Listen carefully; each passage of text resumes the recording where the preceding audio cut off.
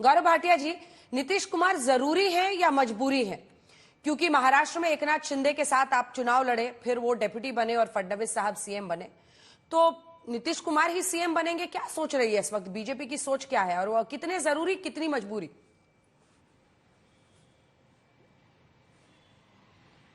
अंजना जी, सर्वप्रथम तो एक बात जान लीजिए भारतीय जनता पार्टी के लिए कि हम मजबूरी में कोई काम नहीं करते।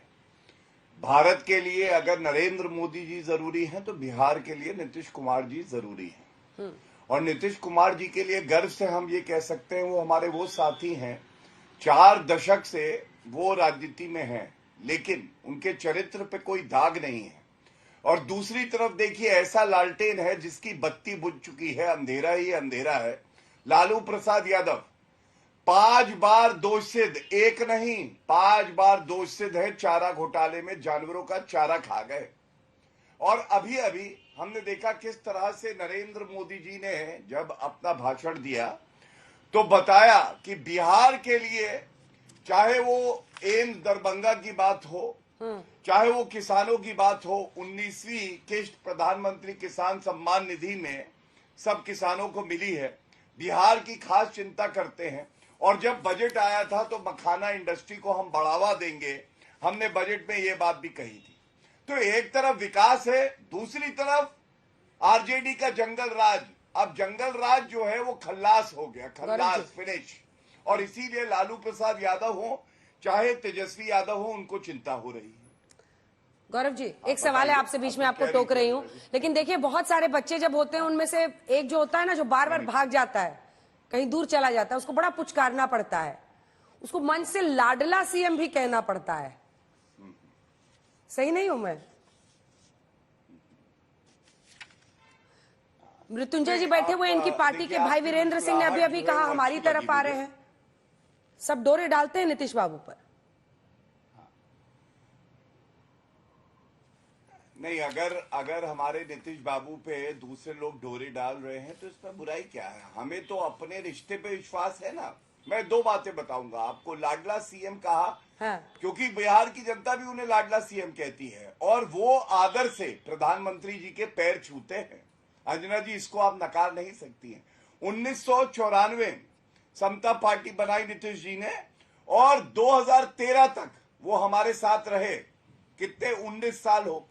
उसके बाद वो इनके साथ आए, इन्होंने देखा नीतीश बाबू ने कि किस तरह से केवल परिवारवाद, भ्रष्टाचार, जंगल राज, और वो तोड़ के अपना जो उनका गठबंधन था हमारे साथ आए और उन्होंने कहा अब कहीं नहीं जाऊंगा।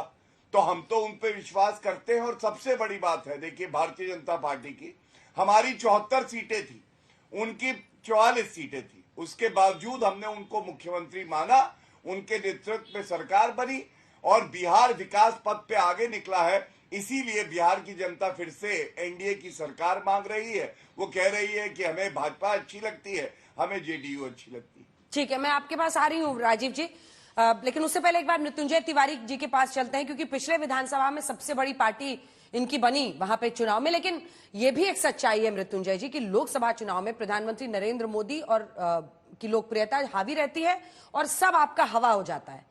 पिछली बार चुनाव में 19 में आपको 0 सीट आई, इस बार आप लोग 4 पर पहुंचे हैं, आप लोग इसी में बहुत गदगद हैं। लेकिन विधानसभा चुनाव में चिराग पासवान का भी एनडीए के साथ रहना क्या आपके लिए चैलेंज नहीं है? क्योंकि जो कास्ट ब्रेकअप है उसको आप जिस भी तरीके से देखें, लेकिन बिहार में वो मायने रखता है। ऐसे में नीतीश कुमार के साथ सबसे बड़ा 36% वोट बैंक है जो कि कुर्मी कोयरी और अति पिछड़ा का है, ईबीसी। वहीं पर बीजेपी का वोट बैंक 15% अगड़ी जातियां हैं, तो 27% जो पिछड़ा वर्ग है वो है ओबीसी। चिराग पासवान का वोट बैंक देखिए, कुल 20% दलित है, तो पासवान समाज के भी 5%। ये हम आपको पूरा जो बिहार का जातीय सर्वे है वो दिखा रहे हैं फिलहाल।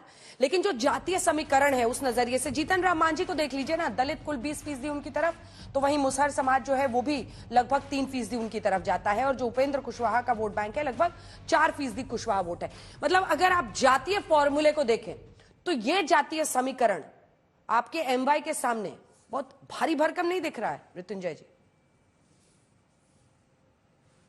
देखिए अंजना जी, हाँ जी, जिस जातीय समीकरण की आप बात कर रहे थे, हम एक छोटा सा उदाहरण देते हैं।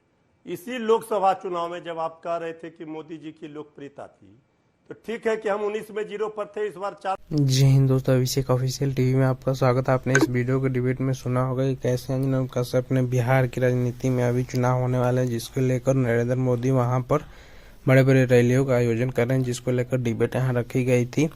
और जहाँ लालटेन है उन्होंने अपना सीट बढ़ाया है लोकसभा में। अभी विधानसभा के इलेक्शन आने वाले, जिसको लेकर बहुत ही चैलेंजेस फेस करना पड़ेगा, क्योंकि जेडीयू अभी बीजेपी के साथ है, तो जेडीयू का सीट शेयर बहुत ज़्यादा रहता है। तो इस बार देखना होगा किस पार्टी का ज़्यादा सीट आता है और लोग बहुमत से सरकार बनती है। तो आप लोग इस बार वोट किस पार्टी को करते हैं, बने रहिए हमारे साथ, पूरा वीडियो देखिएगा। गौरव भाटिया का पूरा राय जरूर देखिएगा इस वीडियो में। 10 इंडिया गठबंधन जीती, लेकिन सबसे अगर अलग अलग दलों का निकालेंगे वोट प्रतिशत, सबसे ज्यादा वोट प्रतिशत आरजेडी के पास है। हमारे पास आप माई समीकरण में क्यों बांध रहे हैं? हमारे नेता श्री तेजस्वी यादव जी ने जब 2020 में कहा कि हम A to Z सबको साथ लेकर चल रहे हैं, हम नौकरी देने की बात कर रहे हैं, हम काम की बात कर रहे हैं। आज आदरणीय प्रधानमंत्री जी किसान सम्मान की बात कम कर रहे, कुंभ की बात कर रहे हैं। अब किसान सम्मान में किसानों पर बोलते, उनकी बात बताते, किसानों की आय दोगुनी होगी, कर देंगे, ये 2022 में भी बोले और 25 में भी वही बात बोल रहे हैं। तो झूठ की जिस तरह भरमार प्रधानमंत्री जी के आज के भाषणों में दिखी, जुमलेबाजी की बौछार दिखी, अब ये बर्दाश्त नहीं करेगा बिहार। अब बिहार की जनता पाई पाई का हिसाब अंजना जी लेगी। 11 वर्षों से आप वहां शासन में, जनता ने आपको समर्थन दिया, आशीर्वाद दिया, लेकिन आपको डबल इंजन की सरकार 20 वर्षों से है। आप बताइए गरीबी में, बेरोजगारी में क्यों बिहार अव्वल है? हर मानक में हम एक एक कर आपको बता देते हैं। हर मानक में आप देखिए बिहार फिसड्डी है, नीचे से टॉप कर रहा है। अरे किस बात का विकास भाई? आप जितना वादा किया बताइए। बिहार की बोली लगी थी कि नहीं आरा में? कितना दूं? पटना यूनिवर्सिटी को सेंट्रल यूनिवर्सिटी का दर्जा के लिए आदरणीय नीतीश कुमार जी ने हाथ जोड़कर मांगा था कि नहीं? अब पहली बार बिहार की जनता ने, देश दुनिया ने देखा कि आदरणीय प्रधानमंत्री जी एक 74 वर्ष के हमारे आदरणीय मुख्यमंत्री जी को लाडला बता रहे हैं। ये मजाक नहीं तो और क्या है? आपको क्यों इसका दिक्कत मतलब हो रही क्या है? अब ज्यादा हम नहीं बताएंगे। हम वो लाडला बता रहे हैं तो आपको क्या दिक्कत हो रही है? ये है कि बिहार, हमको दिक्कत है। लाडला किसको बोला जाता है? अभी तो आप सवाल कर रहे थे। लाडला किसको बोला जाता है? आपने सुना है कभी 74 वर्षों के लोगों को लाडला कहा जाता है? लाडला कहा जाता है नादान बच्चे को। अरे सुनिए ना मृत्युंजय जी, दोस्तों अगर आप यहाँ तक आए तो हमें उम्मीद है आपको खुली वीडियो काफी पसंद आया होगा। आपसे रिक्वेस्ट रहेगी कि आप हमारे चैनल को सब्सक्राइब करके वीडियो को लाइक कर दीजिएगा, बेल आइकन घंटी को प्रेस करना मत भूलिएगा, ताकि ऐसी वीडियो आपको हमेशा मिलती रहे। और जाते जाते इस वीडियो को शेयर जरूर कीजिएगा, ताकि सारे लोग इस वीडियो को देख सकें। दोस्तों ये डिबेट आज तक स्टूडियो पर चल रहा था। अंजना कश्यप हैं, एंकर आए हुए लोग हैं गौरव भाटिया, अभय दुबे, राजीव रंजन, मृत्युंजय तिवारी, धीरेन्द्र कुमार, ये सारे लोगों ने अपनी अपनी बातें रखी। और बिहार चुनाव विधानसभा होने वाले हैं, जिसको लेकर आप क्या समझते हैं कमेंट कीजिएगा। बिहार में जो भी राजनीति रहती है वो पक्ष परपेक्ष रहती है, जो कि जातिवाद पे ही रहती है हमेशा। आप क्या मानते हैं कमेंट कीजिएगा। क्या इससे बिहार आज़ाद हो पाएगा या नहीं, ये भी कमेंट कीजिएगा।